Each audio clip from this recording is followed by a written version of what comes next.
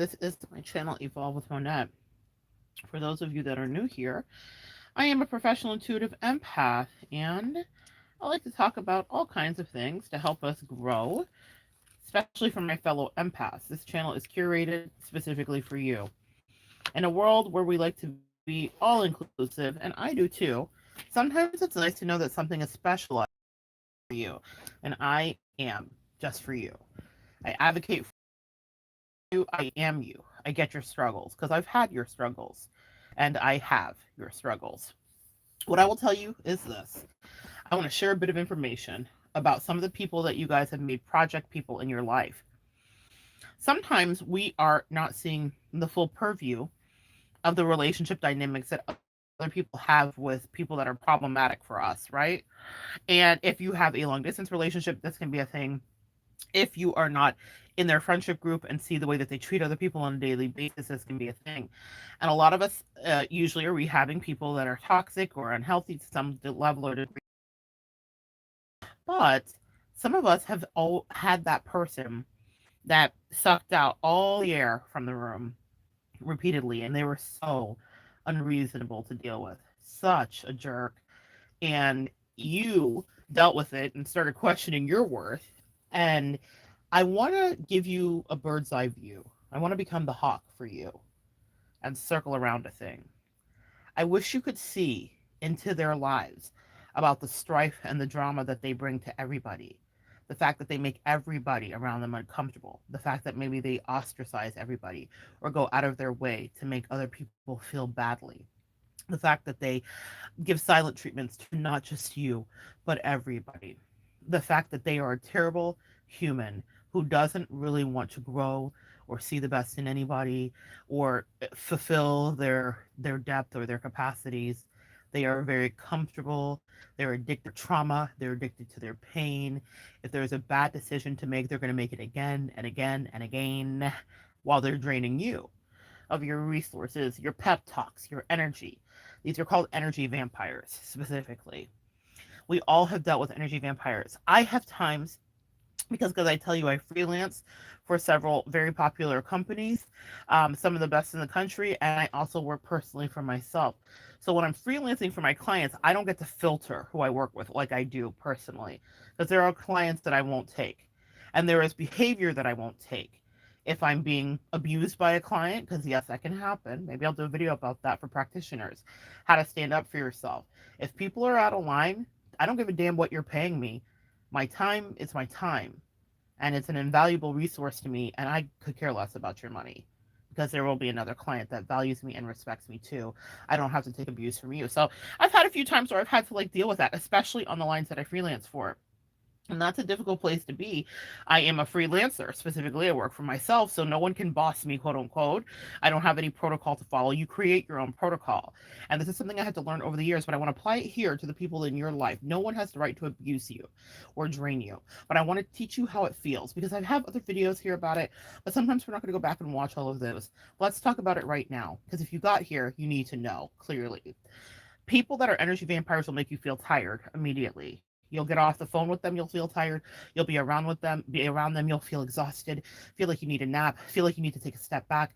If you're face to face with a woman specifically that's draining you, avert your stance. Don't be belly button to belly button because that is our sacral chakra energy, and people literally siphon energy from you. They don't understand what they're doing, but they're doing it. I don't think that they're conscientiously like, and now I shall suck your energy. They don't understand, but they are. I understand energy meridians and fields, and so I'm telling you what I know as a fact, what I've been taught, and what I've observed. Avert your body from someone who's low vibrational because they're literally sucking your energy directly from you. Succubus kind of style. When I'm on the phone with the clients that I can't filter, right? So like if you call me, we reach out, you go to my website, you find me, whatever the case may be, and we connect, then I'm vetting you. We usually have a complimentary call for a few minutes. I see if I really can help or assess you, and then we move on from there, right? I can't do that with the clients I freelance for. And so I've had to learn how to filter quickly who is really there. Also, people can call me repeatedly unless I'm dealing with an extremely abusive situation, and that is why I enjoy what I do, but also why the companies that I freelance for enjoy what I do, because my retention rate is high. Because if I've talked to you once, chances are you're going to talk to me again, because I really like to get to the bottom of things, guys. It's not just because I'm magical, maybe that too, but it's because I know how to connect with you.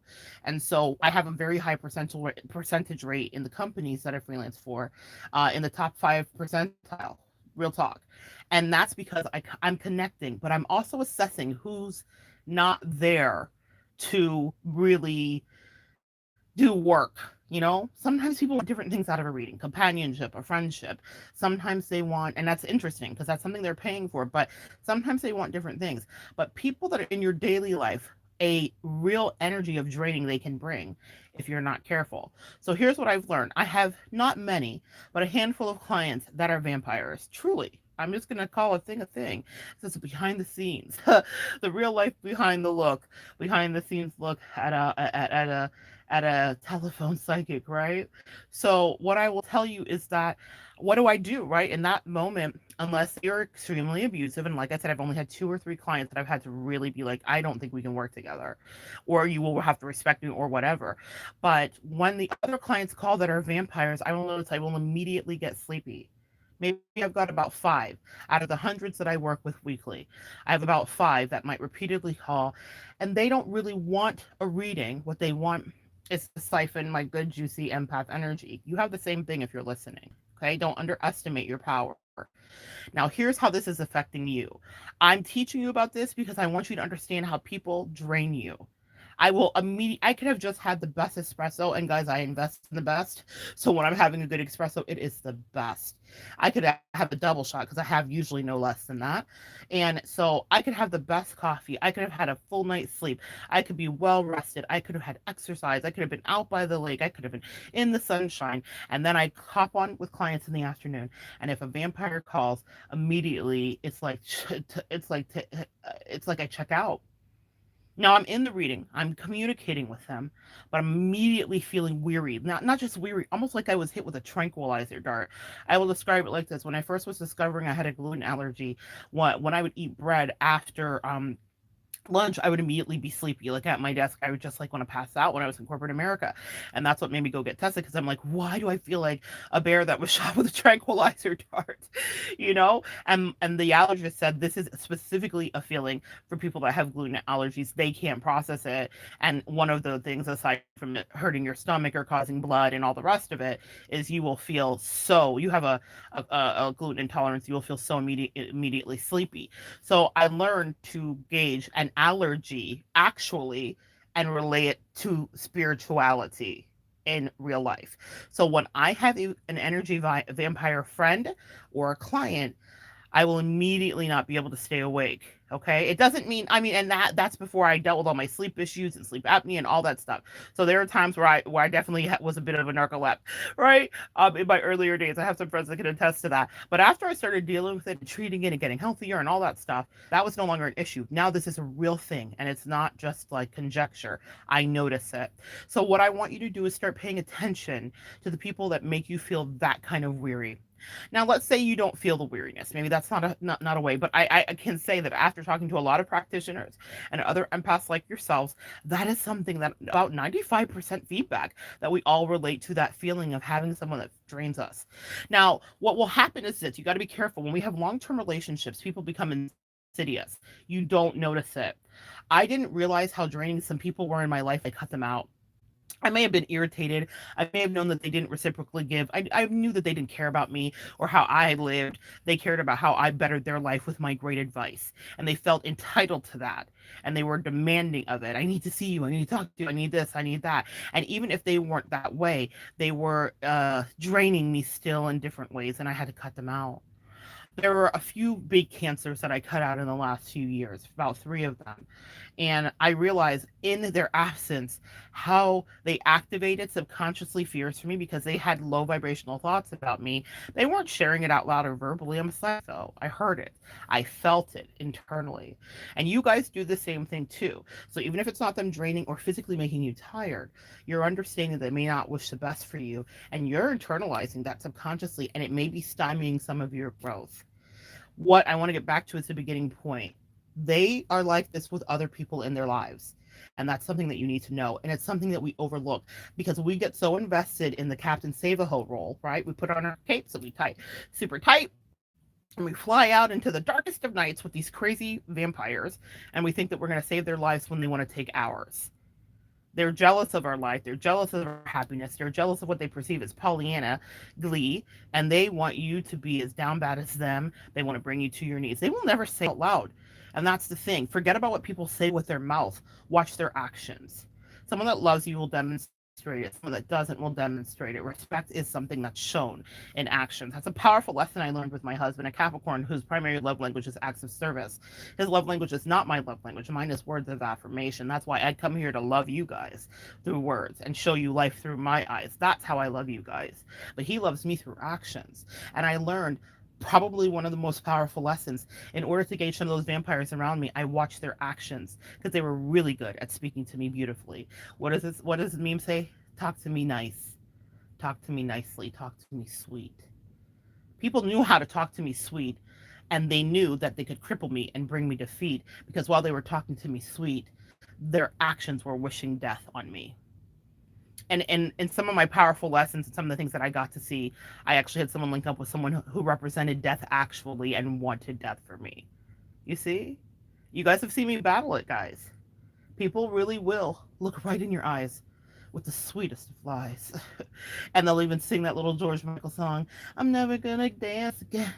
Guilty feet have got no rhythm, though it's easy to pretend. I know you're not a fool. But they still want to pretend that you're a fool.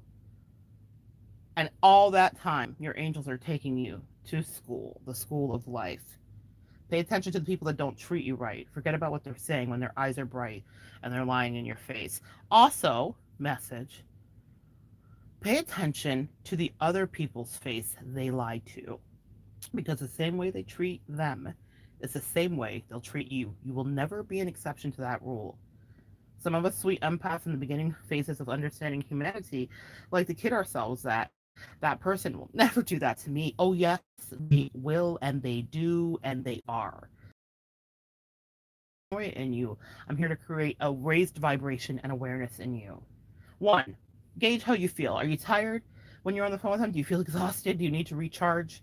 Do you need to go outside? Do you need to eat a healthy salad after you've been talking to someone with a low down, dirty vibe? Pay attention. But let me tell you something, and that was the big message my angels had for you tonight. They're that way with everybody. The people in the person's life, one of the biggest cancers, one of the most corrosive humans that I ever dealt with, one of the most covert narcissists, the most covert narcissist I've ever dealt with. If those people could talk to me now, they would tell me about how they saw right through their lies or that they had tried them. And I knew it too because I was always taking up for them while she was fighting these imaginary battles. They're out to get me. They're paranoid about me. They don't trust me. They're stalking me. Everybody's always watching me. Yeah, bitch, because you're sneaky, because you're a liar, because you're terrible. You're a mean one, Mr. Grinch, right? There's a reason. But I was like, oh no, let me put on my cape. But she treated everybody badly. Her coworkers, her child, her family members, her nieces, her parents. She lied to them too. She lied to everybody. It wasn't just me. And the people that are around you aren't just lying to you. I wish you could have conversations with the people because what will happen, especially if you're dealing with a good old born and bred toxic narcissist or covert narcissist or toxic person in any capacity, what you will deal with is people that compartmentalize energy. So they have this group over here, they get to talk about you, and you're the villain in that group, but then they're the villain in this group, and they're playing both sides against the middle because narcissists, at their end, guys, and at their beginning, they're really stunted children. their immaturity levels sit pervasively about 6 or 7. So they're very manipulative with a heavy awareness, because a 6 or 7 year old knows that they're doing what they're doing and they're playing manipulative games. Our personalities, and this is from child psychology studies that I have done, as I've been a teacher in that age range, solidifies at 4 years old. It doesn't mean you won't grow and learn more, but who you are is who you are at 4. That was my favorite age group. And I got to really pay attention to the kids and see. And I met those kids later in their 20s, and they were who they were. I think of one little girl who was the sweetest little redhead named Kelsey. She was who she was. I ran into her years later, and she was exactly who she was. She said, "Hey, Miss, I ran into her at a Walmart in Alabama," and she was like, "Hey, Miss Monette," and just like I knew she would be. She always talked about having a Jeep even when she was 4, because it was part of her family and they liked that. And she's like, "I got a Jeep," and her hat was on backwards. She was a tom girl. But I loved my little Kelsey. She was a sweetheart. And she was introducing me to her boyfriend, and they were out about to go fishing. It was just, it lit up my life, because I was like, I wasn't wrong. In fact, I was right. But it's right for all of us. We kind of are who we are at 4 years old. But what I will tell you about narcissists is they never grow past that.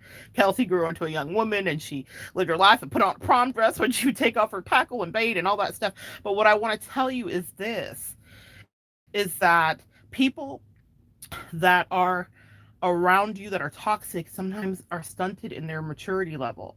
And that means they'll do that play both sides against the middle, parental triangulation, sibling triangulation. They'll triangulate anything, y'all. If you give them a bowl of Lucky Charms, they'll triangulate it with a bowl of Frosted Flakes if they can. They are crazy. They are draining of your energy, and you have to be so careful. So a lot of us are isolated and compartmentalized, and we don't know the rest of their life. Fortunately for me, it's kind of my line of work. I was able to see, and I got to hear and take notes, because I listened to when she would decide she wanted to create a Cold War with a niece who had held her accountable and staged an intervention because she was wild as a Taliban. Accurately so. Played niece. Does that mean that that niece didn't have her own problems, or that that mother didn't have her own problems, and they didn't all have a heap and helping of that shit crazy? Well, we all do, right? But they weren't wrong about what was going on in her life. But she then decided to ostracize that people. And then I was the flying monkey that was helping, even though I didn't realize it. Do you get it, guys? That's what I want you to understand. If you could have conversations with everybody around the person that's problematic, they're problematic to everybody. They've stolen from everybody. They've lied to everybody. They've treated everybody poorly. They've not taken care of everybody authentically. And the reason is because they're not doing it for themselves. But they want to make you think that you're crazy and make you the scapegoat and make it seem like you were the problem. The only problem they ever had in their life was you. It's not true, guys. They have problems with everyone. They will create problems everywhere. I'll tell you a quick aside here. Um, a couple years ago, after I had cut out this one big cancer, I got a lot of prank calls, either from one of her flying monkeys or herself. But one call specifically came from a place, and I know it was her because of the region that she was in. And I didn't know if she had her sibling, who she probably lied to me about, or lied about me too. But fortunately, her sibling actually liked me, which is interesting. We connected. She may not have liked me actually because of whatever, triangulation and smear campaigns. And guys, you know how it goes. But when we assessed each other primally, we ended up actually having a lot in common, and kind of I respected her. Actually, I respected the way that she loved her partner. I have a story up here about her. It's called Mauna Lukapea and the Pearl of Truth, and the prank call was from Hawaii. And I figured she was out there with her person because, just not her person, her sister. She might have been out there with her person too, who knows. But I knew that her sister may very well be on the line or be part of it, because not long after, her sister hit me up on one of the social sites to be my friend, which I never answered because I was like, I'm not set up for this. Like, we were friends on one side already, and I was like, okay, but why are you over here? Is this really her? You know how narcissists will do all kinds of wild shit. So I was like, I can't. Ain't nobody got time for this, and I'm not gonna accept anything that hadn't already been established previous to the disconnection, right? So I was like, I'm not here for the okey doke. But in the silence of the phone, it was about a 1 minute. It was like one of those calls. It reminds me of Miami Vice, in the middle of I can feel it coming in the air tonight. When Phil Collins is driving and they're doing that long drive, him and Hobbs. Not Phil Collins. And well, Phil Collins is a song, but it's the two agents in Miami Vice. It's Don Johnson and the other guy. Anyway, when they are driving through, in the middle of that sequence, he stops and he calls like his ex, and he's like, "Was it real between us?" And it's all like smoldering and dramatic. And she was like, "Yeah." And she's like feeding their kid dinner that he's abandoned because wildness and whatever, his life and whatever. And she's like, "Yeah, I guess it was real or whatever." But it reminded me of that, except no words were spoken because for a little while he doesn't talk on the phone. And I knew it was that person. And I was like, oh, here we go. And what I wanted to do was not have any kumbaya with her. I didn't care. I was like, you know, I don't have any more investment here. I know exactly who you are, and you'll never suck me back in. You know what I wanted to do? I wanted to warn the sibling that she was with. I wanted to tell the sibling, if you're going to take her into your life, maybe she needs it. Maybe she needs someone to treat her right, but be careful because she bites. And she may not just bite you, she might bite the person that you love too. Don't give her too many drinks because she'll be fucking that person faster than you can think, and you may have to fully divest. That's the message here. These people are toxic in every capacity and every place that they are.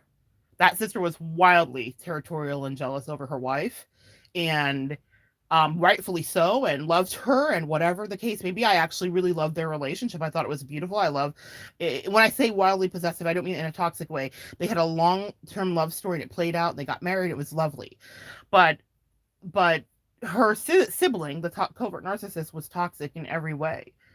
And I knew that her sister only wanted to rescue her. And I knew that the person that I had divested with had saved that like ace. She treated her like shit. She talked about her. She'd be mean to her. She had purposely ignored her. She'd gaslit her. I'd watched her do it. She talked to me about it like any narcissist will, right? So why wouldn't you think they'd do it to you? Message, pay attention. You see how that goes? She talked to me about how she treated her sister badly. She showed me how she treated her sister badly. I spent time with her and her sister on holiday one time, and she was mean to her and was like clinging to my leg and making her sister feel away. She was triangulating us. And I thought, in God we trust. God bless you if you take her in thinking like, oh, the town's run her out and someone started a rumor. She could lie about anything. She was pathological. She was disgustingly sick. And I thought, okay, take her in, sis. Do you, but be careful because it might be your girl that she's fucking next. And I don't actually think that she would want to, but she loves triangulating people and breaking things up and being a toxic tornado everywhere she goes. And so that's what you need to know. The person in your life that you're making maybe a lot of excuses for, and you think, oh, maybe they're just badly behaved with me. Maybe I couldn't fix them. I'm thinking of that song, when you try sometimes and you don't succeed, stuck in reverse.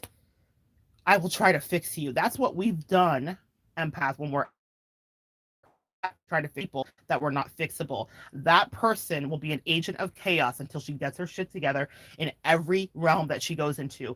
And I was praying to that sister that may have been on the three-way call. I was like, Lord, let it not be you. Because I actually thought she was a good person. And she was so good. She would have loved her sister because she would believe all her bullshit because she didn't see what I saw and how badly she really thought of her and treated her behind the scenes, along with the other flying monkeys that she blew off and was horrible to. They're the same way, guys. It's not just with you. Pay attention. When I say divest, I mean it. You not only can't save them, but they will poison everything around them. That person can run from town to town. She can ruin every office place she's in.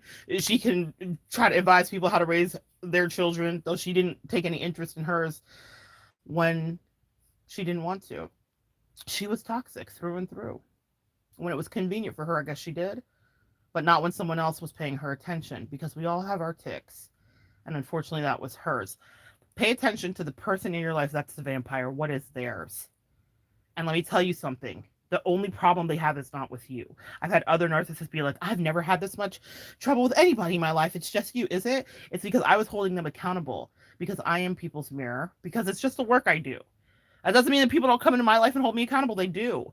But because my intentions are true and honorable, for the most part, it's pretty productive and healthy reflections. Even if it's tough for me at times, I'm working through it and I end up just fine. It's not terrible and knock down and drag out, because that's never our intention, is it, empath? To be a knockdown, drag out to anyone. We want to help someone grow and we want to grow, but sometimes there are things that you will have to know, even if they're uncomfortable. But when I would get that feedback from people, I was like, oh, you're not used to people telling you the truth. You want to live in your delusion? Well, then do you, boo. And then guess what would happen? Later, they would circle back to me and be like, the world has been so tough on me. This has been so incredibly hard. You were the nicest person to me. I realize I fucked it up. They would just want to suck me back in. That's called a Hoover if you're dealing with narcissists. But the truth of the matter is, what they were saying wasn't untrue. The rest of the world was not as tolerant as you. You guys get it? We are tolerant to a degree, probably because of our empath energy, probably because of codependency, buzzword. Yep, we've got it sometimes, and probably because we haven't learned boundaries.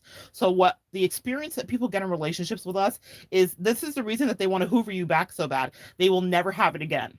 When we talk about being a good supply, I'm not just saying it with pride, like we're such a good supply because it's not a healthy thing to aspire to. But what it means is that we probably were so boundaryless in some of our situations before we knew better that people were like, no one's like you, and they aren't. Now, in our ascended self, even with boundaries, no one's like us because they aren't. My empath, you need to start popping your collar and understand exactly who you are. Exactly how good you are, exactly how thorough you are, exactly how helpful you are when someone deserves it. But stop bending over backwards for people who aren't worth it, who are a hot mess to every single person in their life. In some capacity, they bring strife. When I say I saw her do it to everybody, including her kid, her child, cause mental distress, not be supportive, all kinds of things. He was her pep talker. But then she wanted to make it seem like everybody else was the problem. It was such a powerful lesson. I thought it was about one other thing, and it was about a whole other thing. It was about me teaching you this. Stop looking at yourself and saying, I couldn't get through. What's wrong with me? It's not you, it was them. What was wrong with you was not understanding how to have better boundaries, how to divest from your codependency, how to realize that you can only help people that want to help themselves. I've had people that have come in my life that have been fantastic financial advisors.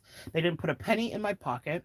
They did not sugar mama or daddy me. They did not baby me. What they did was they came in with fantastic energy and I learned from them. I'm talking about people where I'm reading their books to people where they're actually my friends.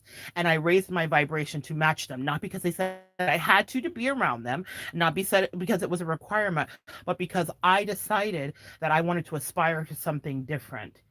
The vampires in your life have the same choice. Everybody in your life has that choice, even if they're not a toxic vampire or narcissist. Maybe it's just a clingy old friend, or maybe it's a clingy parent or a clingy whatever. You fill in the blank, right?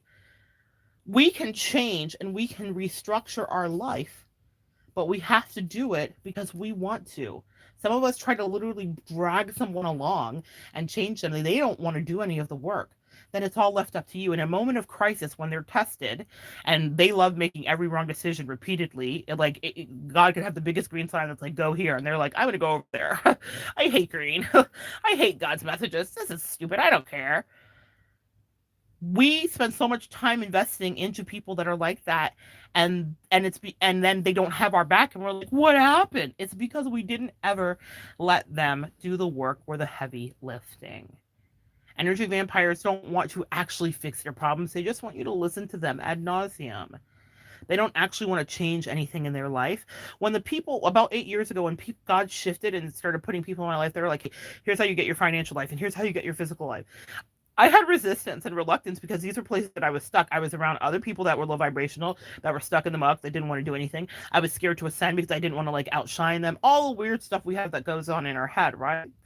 And then God was like, you're gonna have to cut this out and cut this out and da da da da, and you're gonna have to do this work over here. And I did it, right? And the reason we do that is because we have the desire to have better. Not everybody around us will have that desire, guys. Not everybody else wants better for their life. And when it came to friendship specifically, because I had done all the heavy lifting in certain areas, when it came time for them to have the simplest of temptations and the simplest of tests, they failed it brilliantly, epically. They failed it brilliantly and epically. And they failed it, one, because they probably weren't supposed to be around me, but because I had never taught them to have their own resources and dependency. You get it? Some people just want you to lift them up all the time, shine them up and tell them, you're mighty fine, you is kind, you is pretty, you is intelligent. Fuck that. I had to figure out my kindness, my prettiness, and my intelligence. It doesn't mean that someone didn't tell me that, or that I didn't have people that loved and believed in me.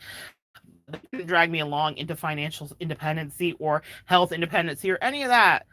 And I still struggle with things too every day. But what I'm telling you is stop doing all the work for people that don't want to work for you, with you. They're just trying to work against you. They are agents of chaos. They are authors of confusion. And what does the Bible say? The devil is the author of confusion. Divest from them, okay? And if nothing else, I want to leave you with this.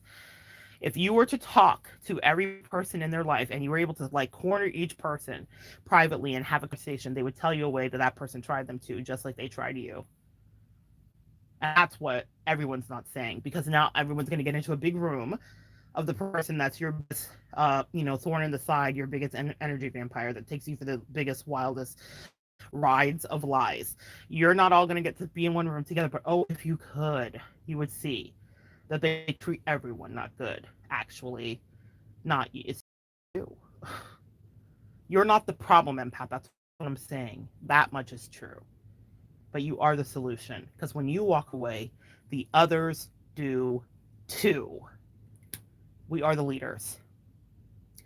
We are the people that break out. We are the conquistadors. We chart new lands.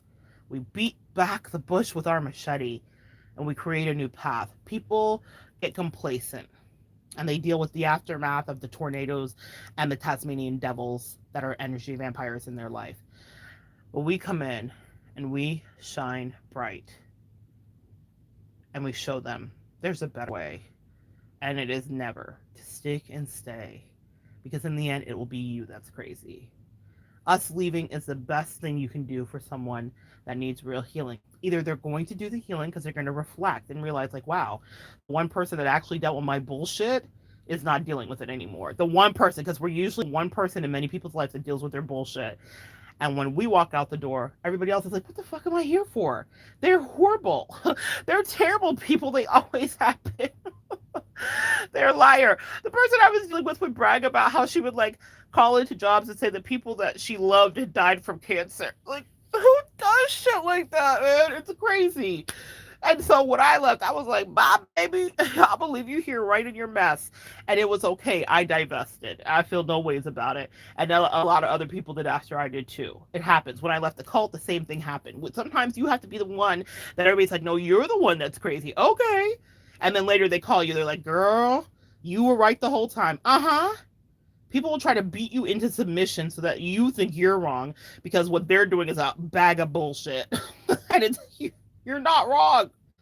Their lifestyle, whatever it is that you don't agree with. And I'm not talking about in any kind of way like that. What I'm saying is like there are some things that you morally will not agree with. And they'll try to make it be like, no, you're the problem because you're not cool and you're not fracturing your soul like we love to do. And whatever, that's fine. And later, when they're sad, depressed, strung out, broke, infested, divested from no credit, broken, roaches, like when that's happening, then they're, oh, you saw it the whole time.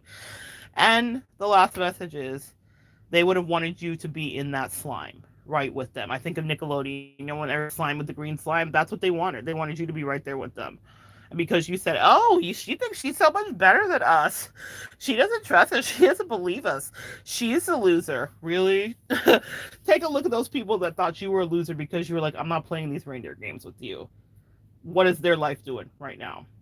And more importantly, to the message for tonight, they treated everyone in their life the same crappy way they treated you. Everyone had just had different turns on that roller coaster of doo-doo.